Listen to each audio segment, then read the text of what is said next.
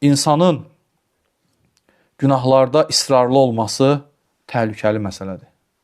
İnsan əksinə günahlarında israrlı olmamalıdır. İnsan fikirləşməlidir ki, bu günah kiçik, böyük deyil. Mən kimə asi oluram?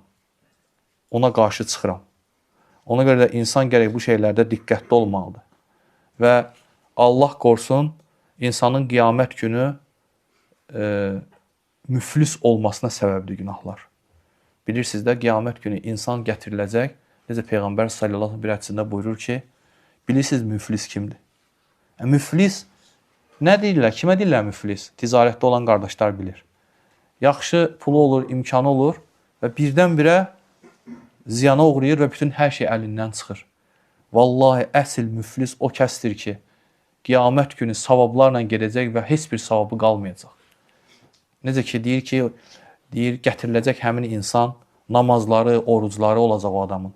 Lakin birini vurub, birini söyüb və kiminsə haqqına girib, yetimin malını yiyib, kiminsə malını haqsız yerə yiyib və onun yaxşılıqları alınacaq o gün, veriləcək o haqq sahiblərinə.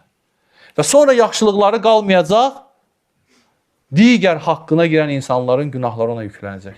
Və sonunda da müflis olub cəhənnəmə atılacaq.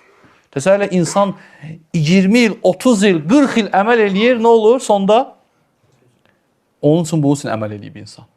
Ona buna savablan verəcək və müflis olacaq. Ondan böyük, yəni bu dünyada insan müflis olanda necə olur? Hətta intihar edənlər var, özünü öldürənlər var, ağır xəstəliyə tutulanlar var puluna görə. Görün o günün üzüntüsü necə olacaq insanda. Necə dəhşətə gələcək insan.